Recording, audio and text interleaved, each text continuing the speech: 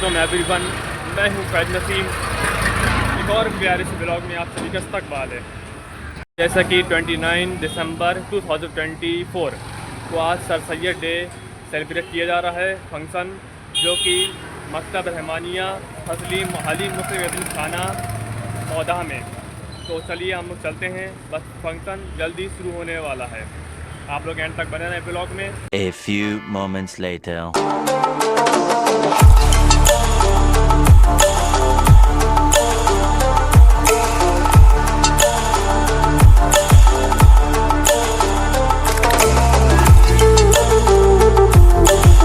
कर दिया और दूसरी तरफ हमारे देश में एक पिता अपनी बेटी का दहेज इकट्ठा करने में घड़ी पहनना तक छोड़ देता है और हम कहते हैं हमारा देश बहुत तरक्की कर रहा है। वाह, इस दुख से बढ़कर कोई दुख नहीं हो सकता है, इस दुख से बढ़कर कोई दुख नहीं हो सकता है। जो नारी का सम्मान न करे वो मर्द नहीं हो सकता है। आपने वर्ड का जिक्र किया महिला सशक्तिकरण, आपके सामने एग्जाम्पल है महिला सशक्तिकरण का।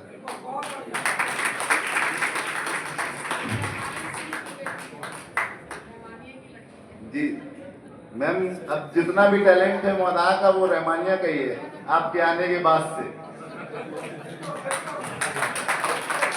Class 10 debate winner Ayesha Siddiqui को कि वो आए और अपने ख्यालों का इजहार करें। Ayesha Siddiqui.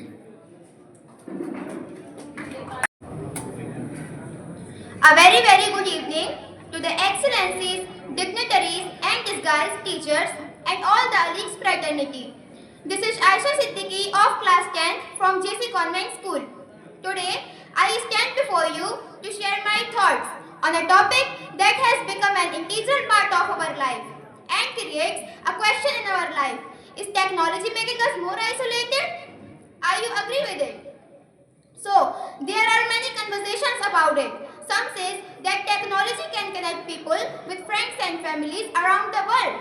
On the other hand, some says that technology reduces physical interaction towards people and it is diminishing our social lives. Is it true? So let's prove it. Firstly, I am going to share you its negative phases.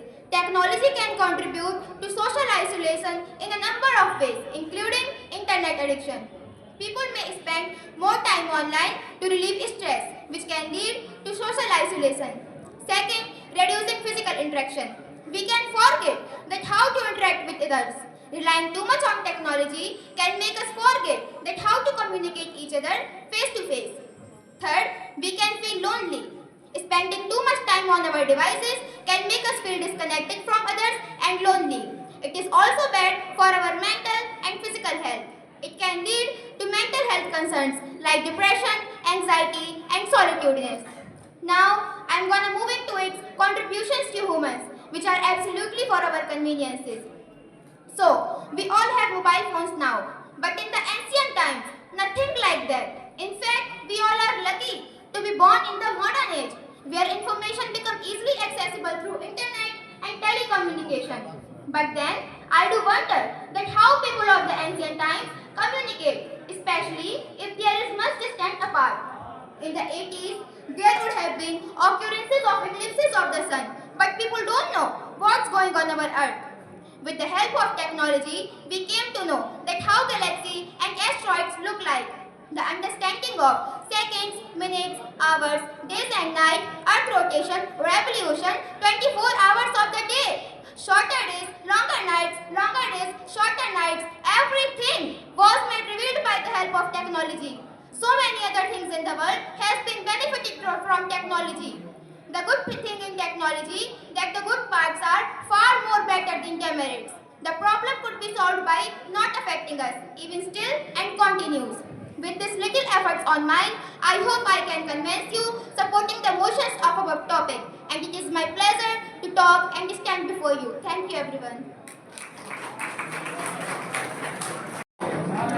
Thank you so much Ayesha कि आपने यहाँ आए हुए तमाम लोगों का ध्यान technology की तरफ खींचने की कोशिश की है। Thank you so much.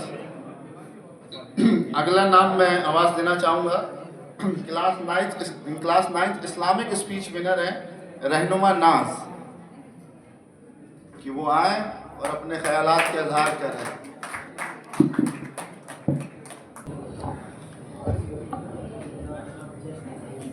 Azaz कराम और मेरे अजीज़ साथियों, अस्सलाम वालेकुम। नहमदुहु व नसल्ली अला रसूलिल करीम, अम्मा बाद, फ़अऊज़ु बिल्लाहि मिनश शैतानिर रजीम, बिस्मिल्लाहिर रहमानिर रहीम। क़ाल अल्लाहु तआला लकिल्लाहु बअज़ुहुम लिबअज़िन अदुव्वन इल्लल मुत्तक़ून। सदर मोहतरम व हाजिरीन महफ़िल में आज आपके सामने इस अजीम शान इजलास में अर्ज़ करना चाहती हूँ कि आखिरत में किसकी मोहब्बत काम आएगी। मोहतरम सामाईन, आज यूँ तो हर शख्स दूसरे से मोहब्बत का दावा करता है, अपनी नियत का इजहार करता है, लेकिन उसके पीछे खुदगर्जी, मफाद परस्ती का राज होता है। हमारी दोस्तियाँ अच्छे अमाल पर आमादा नहीं करती, हमारा ताल्लुक़ गुनाहों से नहीं बचाता। हज़रत रसूल खुदा सल्लल्लाहु अलैहि वसल्लम ने फरमाया, बेहतरीन साथी वो है जो हमें गलतियों पर टोके। हज़रात, मुसलमानों का आपस में सच्ची नियत से मेलजोल रखना, ताल्लुक़ रखना, मोहब्बत करना उसकी बड़ी फजीलत आई है। हज़रत मुआज़ बिन जबल रज़ी अल्लाह ताला अन्हु से सल्लल्लाहु अलैहि वसल्लम ने फरमाया, बेहतरीन साथी वो है जो हमें गलतियों पर टोके।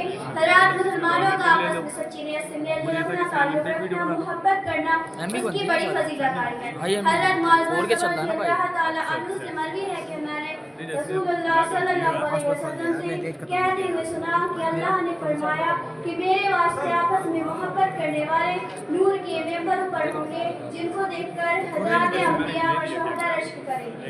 मुअज़्ज़ज़ हाज़रीन, इंसान का मोहाल अहम मजलिस पर हमेशा दरकार होता है कि एक मोहाल और नेक लोगों की शौबत से बुरा इंसान बदलकर भी नेक बन जाता है, जबकि बुरे माहौल और बुरे लोगों की हम नशीन इख्तियार करने से नेक शख्स भी आहिस्ता आहिस्ता गुनहगार बन जाता है।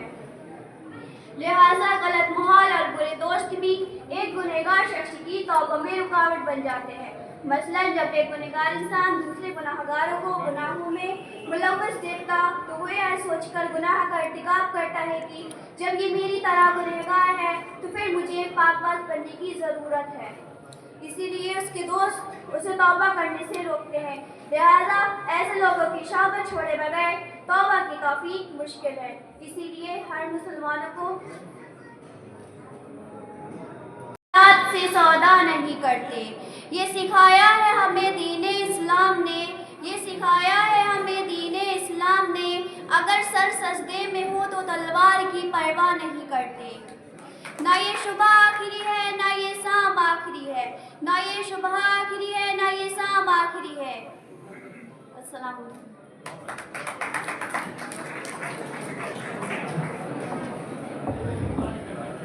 बहुत बहुत शुक्रिया रहनुमा।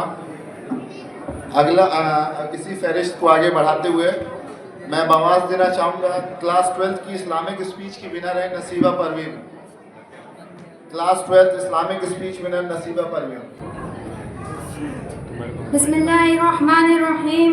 मुअज़्ज़ज़ सामाईन, सदर अली वक़ार और मेरे साथियों, अस्सलामु अलैकुम व रहमतुल्लाहि व बरकातुहू। आज मुझे जिस मौजू पर नक़्शबाज़ी का मौका मिला है उसका उन्वान है मोहम्मद सल्लल्लाहु अलैहि वसल्लम। क्या आप जानते हैं मज़हब इस्लाम की शुरुआत हज़रत आदम अलैहिस्सलाम से हुई या हज़रत मोहम्मद सल्लल्लाहु अलैहि वसल्लम से हुई? इस्लाम की बुनियादी तालीम ये है कि अल्लाह एक है, उसका कोई शरीक नहीं। जिसने दुनिया को बनाया, जन्नत दोज़ख को बनाया, ज़मीन व आसमान को बनाया, इंसान और फरिश्तों को बनाया, यहाँ तक कि हर एक ज़र्रा को उसी ने बनाया है। और ये इस्लाम का बुनियादी अक़ीदा यही है। और ये अक़ीदा हज़रत मोहम्मद सल्लल्लाहु अलैहि वसल्लम से शुरू नहीं हुआ बल्कि हज़रत आदम अलैहिस्सलाम से शुरू हुआ।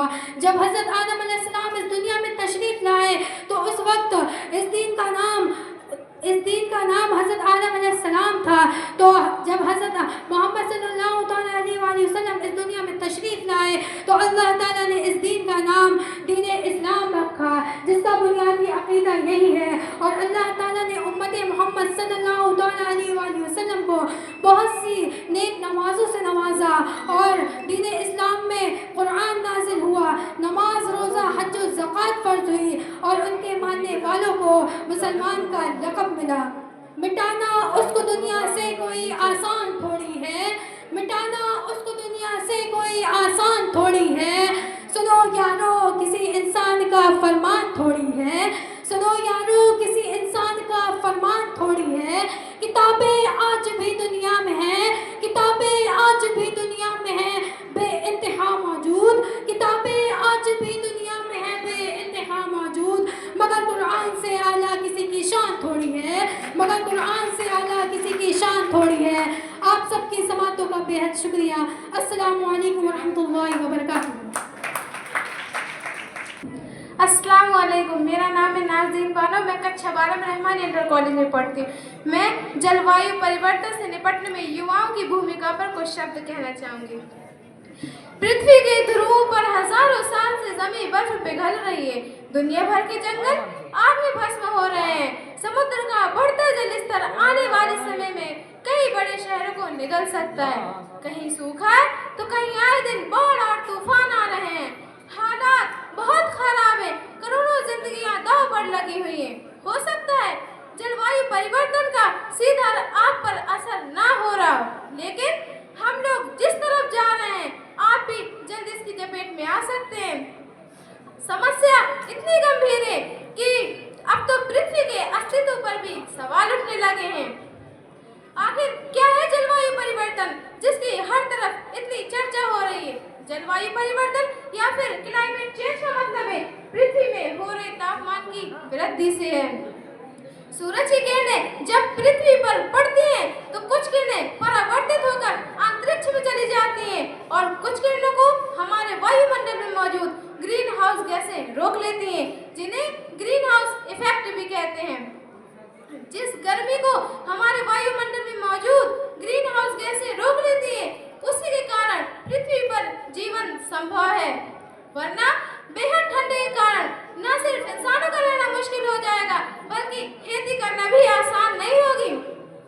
6 मुख्य ग्रीन हाउस गैसों में carbon dioxide, chlorofluoro, ozone, methane, carbon शामिल है। इनमें सबसे खतरनाक कार्बन डाइऑक्साइड ही है। इंसानी गतिविधियों से जितनी भी CO2 पैदा हुई है उसकी सबसे बड़ी वजह ये है जीवाश्म ईंधन का इस्तेमाल, यानी कोयला, डीजल, पेट्रोल और जमीन से निकलने वाली गैसें। इसकी शुरुआत 1750 में औद्योगिक क्रांति की शुरुआत से हुई। जितना तापमान हमारे पृथ्वी में इस समय है उतना 8 लाख साल के इतिहास में कभी नहीं रहा। इसलिए वैज्ञानिक कहते हैं अगर तापमान वृद्धि को 1.5 डिग्री सेल्सियस पर रोका जा सके तो यह सुरक्षित होगा। इसलिए बड़ों के साथ साथ अब बच्चे भी सड़कों पर उतर रहे हैं और जलवायु संरक्षण के लिए कड़ी कदमों की मांग कर रहे हैं। तो सवाल ये उठता है हम और आप क्या कर रहे हैं और क्या कर सकते हैं? हम बहुत कुछ कर सकते हैं, जैसे कि कार की बजाय साइकिल से और विमान की बजाय ट्रेन से चलिए और नई नई चीजें खरीदने से बचिए, पुरानी चीजों को फेंकिए मत, इस्तेमाल करिए, पेड़ लगाइए और हो सके तो अपनी सब्जी भी खुद उगाइए। यकीन मानिए आपकी इन छोटी छोटी चीजों से हम पृथ्वी की बहुत बड़ी समस्या के साथ निपट सकते हैं। धन्यवाद। ये है मेटा की 1 सालों की कड़ी मेहनत जो आपके सामने रूबरू हुई थी। तो इसके लिए मेटा की टीम को मुबारकबाद मेरी तरफ से, और मैं चाहूँगा कि आप तमामी हजरात मेटा की टीम का हौसला बढ़ाएं। एक बार जोरदार तालियां बजा के मेटा की टीम का हौसला अफजाई करें। ये बड़ी लंबी मेहनत है। वही है ना कि लोग कहते हैं ना कि पेड़ कोई और लगाता है फल कोई और खाता है, तो पेड़ कोई और लगाने का काम कर चुका है, फल कोई और खा रहा है। मैं अभी काफ़ी देर से मैं इस प्रोग्राम को होस्ट कर रहा था, तो मेरी नज़र अभी एक पर्सनैलिटी पे गई है जो हमारी बीच में है। काफ़ी अगर मैं उनका जिक्र करूंगा तो आप तमामी हजरात उनको जान जाएंगे। हमारी बहन मिस ताज़ीन बिनते वहीद जो हमारे प्रोग्राम की हौसला अफजाई बढ़ाने आई हैं। मैं इनके बारे में बताता चलूँ कि करंटली वो अभी वेस्ट बंगाल जुडिशरी निकाल के वेस्ट बंगाल में एज अ जज पोस्टेड है, और फिलहाल वो बड़े ही रिसेंट मौके पे उन्होंने बिहार जुडिशरी भी क्वालिफाई किया है। तो इससे बड़ा अचीवमेंट, इससे बड़ा महिला सशक्तिकरण का मिसाल हमारे बीच में नहीं हो सकता है। मैं आवाज़ देना चाहूँगा, मेरी उनसे गुजारिश है बल्कि कि वो आए स्टेज पे और हमारे तमाम मेहमान जो हैं वो उनको एक टोकन ऑफ एप्रिसिएशन दे के उनकी हौसला अफजाई करें, क्योंकि जो उन्होंने मेहनत, जो उनकी जो मेहनत है, जो उनका रिजल्ट है, वो शायद आने वाली जो नस्लों की जो भी जितनी भी औरतें हैं, हमारी माँ बहनें, वो उनके लिए एक बहुत बड़ा इंस्पिरेशन है। तो मैं अपनी बहन से गुजारिश करना चाहूँगा कि वो स्टेज पे आए और ये हमारी, इन्होंने अपना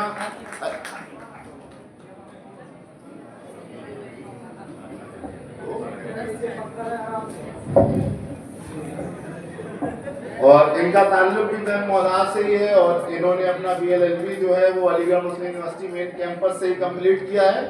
उसके बाद 2 स्टेट की जुडिशरी क्वालिफाई करना कोई आसान बात नहीं हो सकती है। 2 मिनट।